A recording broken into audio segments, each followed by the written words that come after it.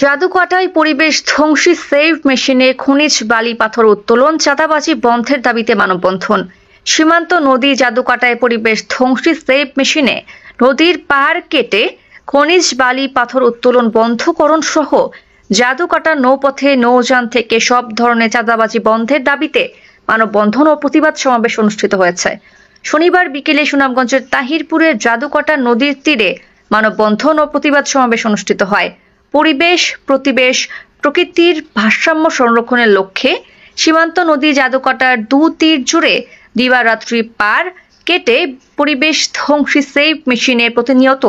বালু, মহাল ও মহাল বহির্ভূত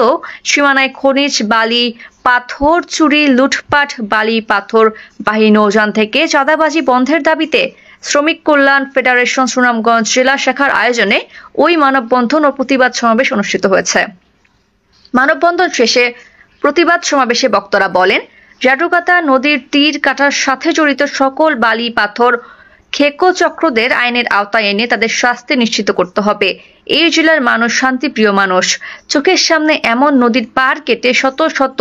পরিবেশ ধ্বংসী অবৈধ সেভ মেশিন দিয়ে দিবারাত্রি কোটি কোটি টাকার রাষ্ট্রীয় সম্পদ খনিজ বালি পাথর চুরি, লুটপাট করে নিয়ে যাচ্ছে, অথচ স্থানীয় থানা পুলিশ, বাদাঘাট পুলিশ তদন্ত কেন্দ্রের কিছু অসৎ অফিসারগণের প্রশাসনের দায়িত্বশীলরা নীরব ভূমিকা রেখে নিজেদের আখের গোছাচ্ছেন রাষ্ট্রীয় সম্পদ লুটপাট করে। বক্তারা সমাবেশে প্রশাসন ও থানা পুলিশ, বাদাঘাট পুলিশ তদন্ত কেন্দ্রের দায়িত্বশীলরা জাদুকাটার দু তীর জুড়ে দিবারাত্রি পার কাটা পরিবেশ ধ্বংসী সেভ মেশিনে প্রতিনিয়ত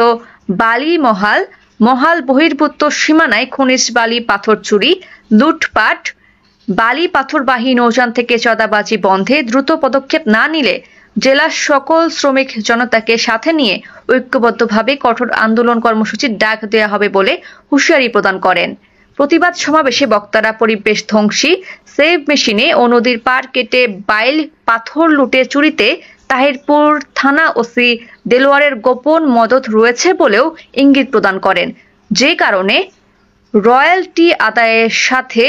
আরও 2 টাকা হারে প্রতি ঘনফুট বালি পাথর থেকে প্রতিদিন অতিরিক্ত কয়েক লাখ টাকা চাঁদা নেওয়া হচ্ছে ওসির ইশারায়। সুনামগঞ্জ জেলা শ্রমিক কল্যাণ ফেডারেশনের সভাপতি মোহাম্মদ মমতাজুল হাসান আবেদের সভাপতিত্বে ও সেক্রেটারি